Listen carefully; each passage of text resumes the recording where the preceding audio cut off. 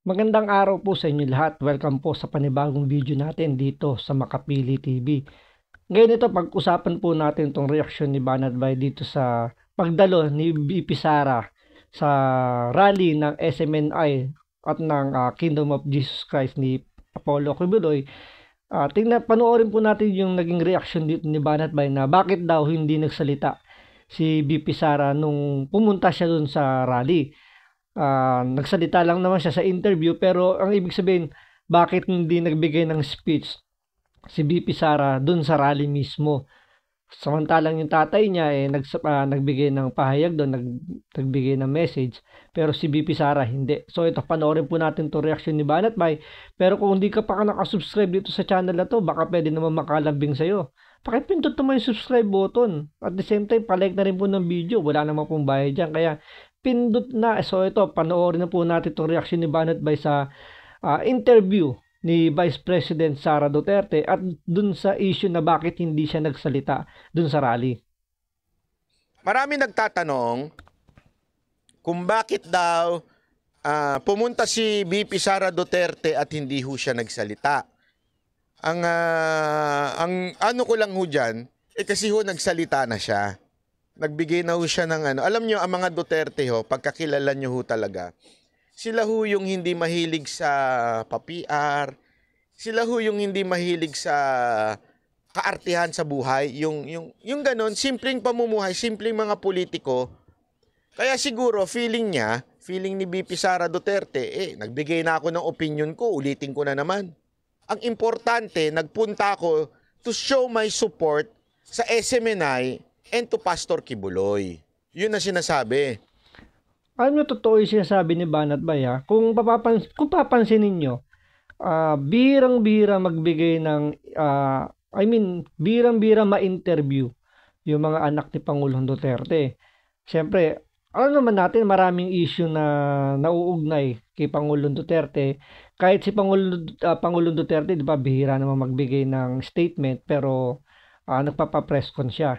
So, siyempre, kung hindi man makuha ng statement si Pangulong Duterte, siyempre ang hahanapin dyan yung mga anak na politiko. Pero kung mapapansin nyo, walang umeepal sa mga anak ni Pangulong Duterte. Makikita, may observe yun na tahimik lang sila, hindi sila yung talagang mahilig sa media. Hindi kagaya ng ibang senador, especially, di ba, si Senator Amy Marcos, na talagang may konting issue na may involvement yung kapatid niya. Andun kagad siya to the rescue or talaga nagbibigay siya ng statement.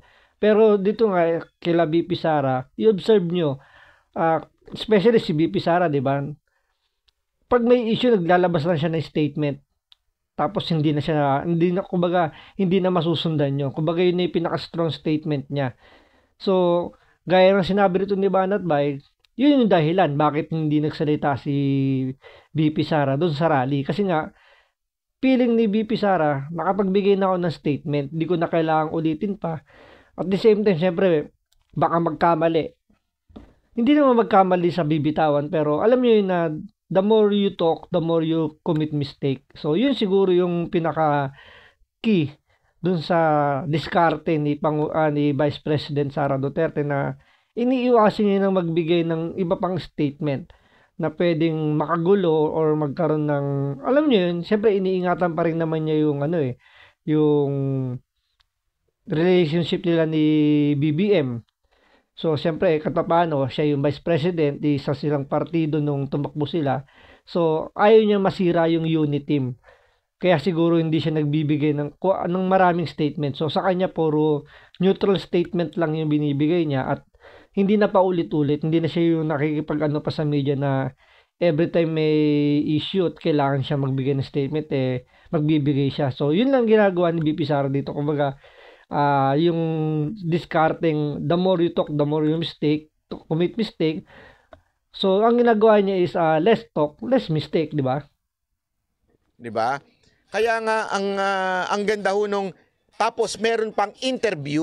O, ito ho yun, panoorin natin. Ang ganda nung interview niya kasi no holds barred din yung mga taga-SMNI magtanong, pero nasagot niya ng diretso Sinabi ko nga, meron silang parang script kumbaga na kinokopya. Parang gusto nilang palabasin na si Inday Sara ay isang corrupt, abusado, taksil, na murderer, na warlord.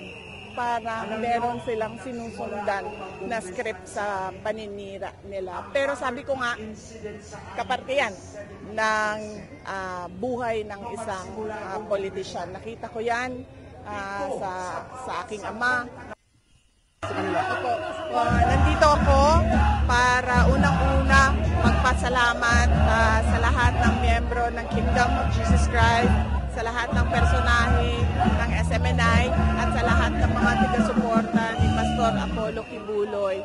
Nagpapasalamat kami sa inyong suporta, sa aking opisina, sa opisina ng Vice Presidente at sa Department of Education at sa trabaho ko sa OVP at sa Department of Education. Nandito din ako para manawagan sa lahat na ipagdasal natin ang ating bansa. Magdasal tayo ng katotohanan, ng hustisya para sa lahat. Dito sa unang part niya, parang Miss Universe pa yung sagot niya. Hindi, totoo ha. Yun ang unang reaction ko. Sabi ko naman, madam naman, napaka Miss Universe naman yung sagot mo. Iba yung gustong marinig ng mga taga-SMNI. Kumbaga dito, very neutral lang yung sagot ni BP Sara. So, siyempre, iniiwasan niya nga yung sinasabi ko sa inyo. Iniiwasan niya na magkaroon ng lamat kasi yung relationship nila ng presidente. So, siyempre, siya yung vice president. Tsaka dito parang umaten si BP Sara dito as Sara Duterte, as supporter lang ni Pastor Kibuloy.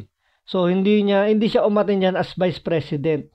Umaten siya yan na hindi politiko. Parang umaten siya as supporter lang ni Kibuloy. Kaya nga kung makikinggan nyo yung statement niya o observe nyo, talagang very neutral lang siya, na parang nagsasalita siya as civilian lang, as a normal person. Pero syempre, andyan yung magiging puna ng mga naninira rito kay Vice President na sasabihin nila dyan malamang is umiiwas pusoy para hindi, alam nyo yun, na kasi maraming isyong binabato sa kanya dyan eh. So, pwedeng sabihin nila na parang nagbabait-baitan, umiiwas lang sa issue. Pero, siyempre, di ba, normal. Talagang di mawala yun na talagang may ganung pag-iisip. Pero, gaya nga sinasabi dito ni Banat Bay, pang Miss Universe yung mga naging sagutan dito ni BP Sara. Pero para sa akin, yung mga sinagot dito ni BP Sara is very neutral. Umaten siya as supporter lang, hindi siya dumating doon as a politician na alam yung kumukuha ng attention para gamitin niya sa susunod na election or sa susunod kung ano man yung plano niya. Parang kumukuha ng publicity, parang ganon. Nakikita nyo na talagang as a normal person na pumunta siya dyan sa rally, kaya yung sagot niya is talagang very neutral lang. Tapos, buti na lang, sumundot yung SMNI ng tanong. At ang galing ng sagot naman nito ni BP Sara. Na pantay-pantay ang pagtrato ng gobyerno sa lahat ng mga tao. Ma'am, yung hinaing po mga taong bayan po, ma'am, pagod na po daw sila, magdadalawang taon na, pero wala pa rin po daw pagbabago. Ayun ang galing nung taga-SMNI. Kasi yung unang statement ni BP Inday, panalangin natin, ganyan-ganyan. Tapos siguro nung sabi nito, ba't mo ako tinatanong ng ganyan? Alam nyo ho ba, eto ha, ikikwento ko na lang. Boss Dada, wag ka lang makinig para kunwari hindi mo narinig to. Ano yun, Banat ba? Ikwento mo na. Yung medyo usapan namin doon. Maraming nagki-question doon. Hindi naman nagki-question. Maraming nagsasuggest na, alam mo naman, yung mga ibang vlogger na kasama namin pala suggest. Siguro nahihiya magtanong. Ang dami nila sinasuggest na dapat daw manguna si BP Sara Duterte, bla bla bla, mga ganyan-ganyan. Ako kasi, narinig ko na po sinabi ni Pangulong Duterte to. Kahit sila Boss Dada at si Coach Oli, kaya hindi na nagsasalita. Alam namin kung ano yung ayaw ni Pangulong Duterte. Kaya inulit niya uli. I understand kung bakit yung ibang mga vlogger, ganun yung pakiramdam na ini-encourage nila na si Pangulong Duterte kausapin si VP Sara Duterte para manguna na itong laban na to. Alam niyo, sabi ni Pangulong Duterte, hindi kasi magandang tignan. Bakit? Pag napatalsik si Marcos, ang papalit yung anak ko. Which is totoo naman. Hindi naman siya kagaya ni Leni Robredo nung panahon ni Pangulong Duterte na talagang sa lahat ng issue, minsan siya pa yung gumagawa ng issue. Kasi nga, gusto niyang automatic na makuha yung pwesto.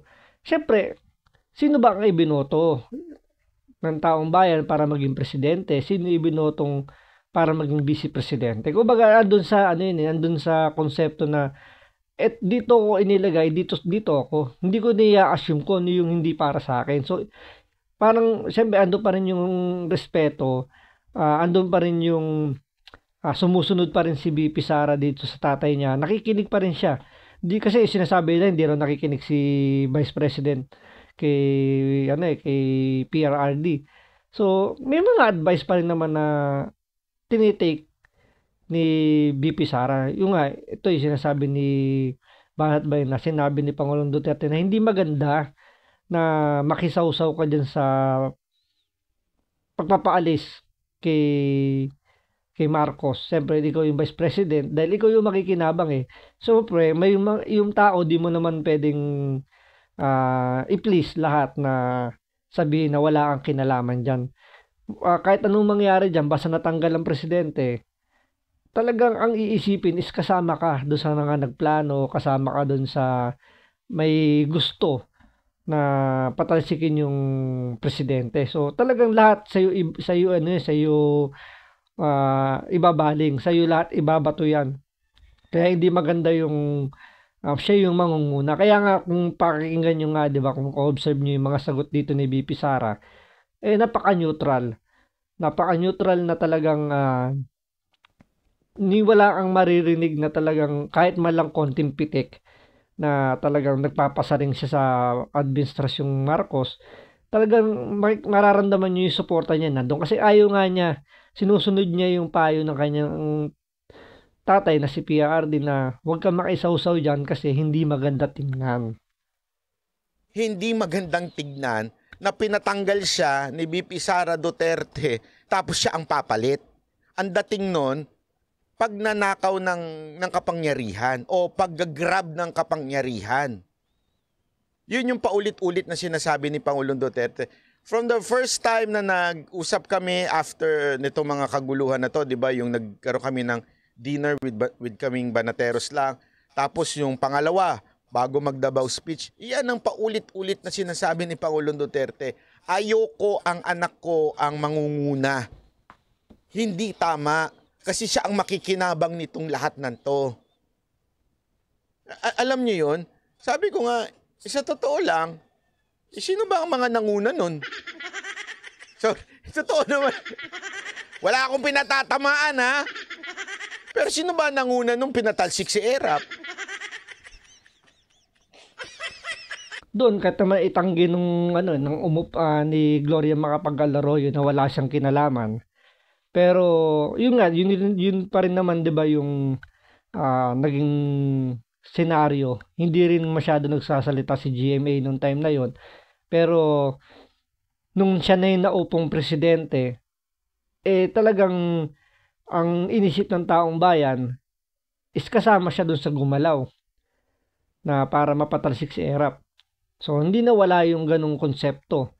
So yun yung magiging sasapitin ni VP Sara once na matanggal si Pangulong Marcos. Ganun yung mangyayari no na kahit sabihin niya na wala siyang kinalaman, kahit nakikita natin hindi siya nagsasalita laban kay Marcos, sa kanya pa rin yun isisisi o sa kanya pa rin ibabato na may kinalaman pa rin siya dun sa pagpapatalsik. Kung mapapatalsik si Marcos sa kanya pa rin isisisi yun. So, talagang whether she like it or not, talagang sa kanya mapupunta yung sisi, yung ibig ko ba sabihin, sa kanya mapupunta yung bigat ng espekulasyon na sa kanya nanggaling papatalsik si Bongbong Marcos.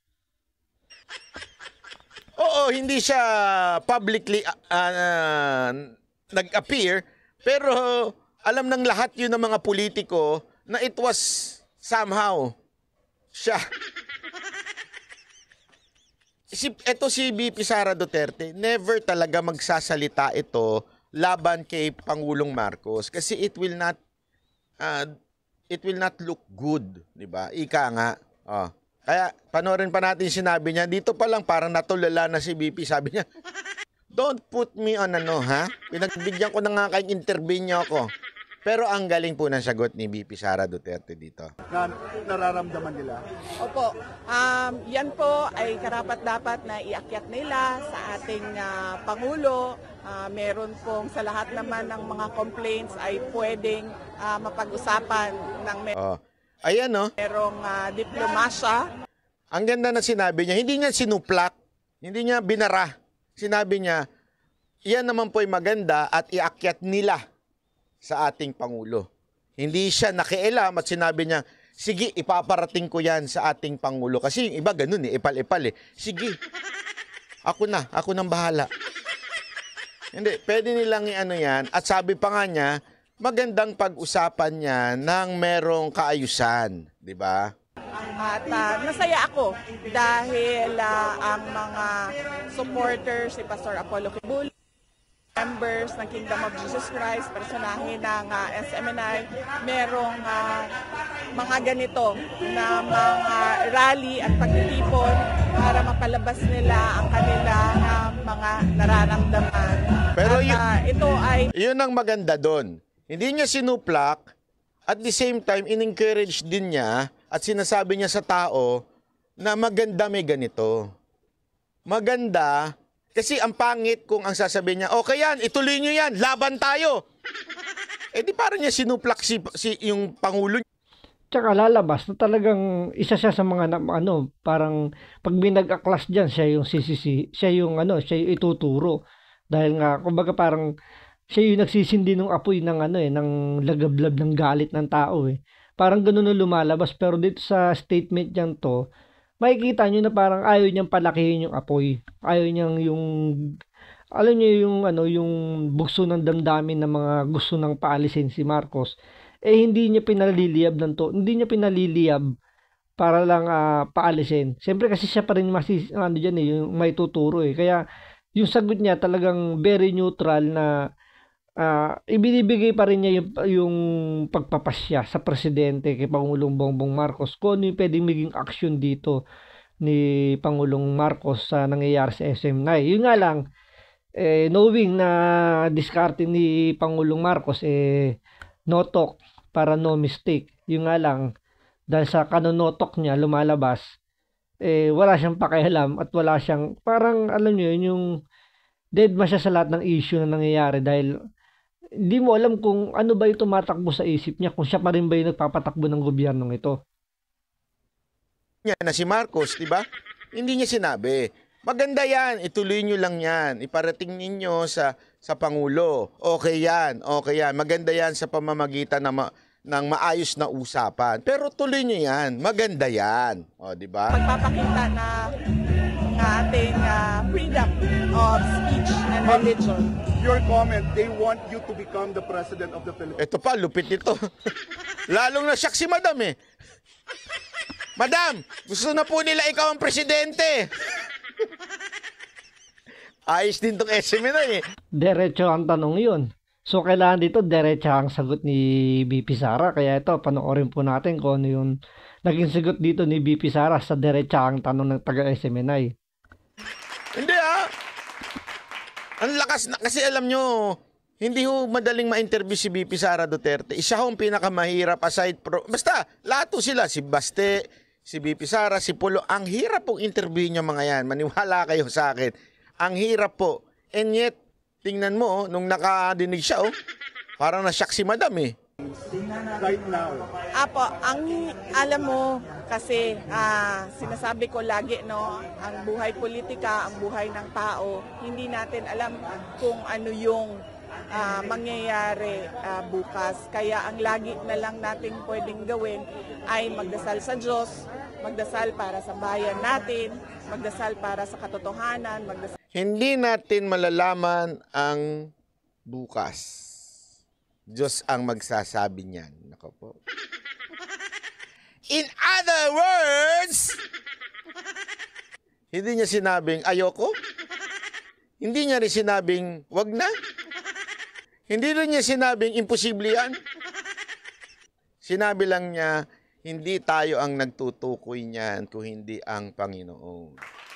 Which is tama naman. Hindi naman natin kasi alam kung ano yung pwedeng mangyari sa mga susunod na araw. Kasi marami namang grupo kasi dyan na gumagalaw dahil gusto nga nilang mapatalsik na si Marcos. So, kaya ang sagot ni BP Sara hayaan lang natin yung Diyos. Magdasal na lang tayo. Kumbaga kung ipagkakaloob talaga ng Diyos na siya yung kumbaga parang kung ibibigay talaga ng Diyos na siya yung maging presidente ngayon, hindi matapos ni Pangulong Marcos yung kanyang termino, so be it. So, parang sinasabi niya, ready naman ako in case na ganun yung mangyari na mag-take over doon sa statement na bahala na kung ano yung susunod na araw. Kumbaga parang hindi natin alam kung ano yung pwede mangyari. Pero siya, naka-ready siya. Anytime na may ganung mangyari, naka-ready naman siya. So, yun tingin ko doon sa statement ni Vice President nito ni BP Sara na talagang anytime ready siya kung ganun yung mangyari. Pero, kumbaga, ayaw niyang pangunahan yung pwedeng mangyari. So, hindi rin naman siya sarado doon sa posibilidad na ganun nga yung mangyari. Kaya napakaganda ng sagot dito ni BP Sara.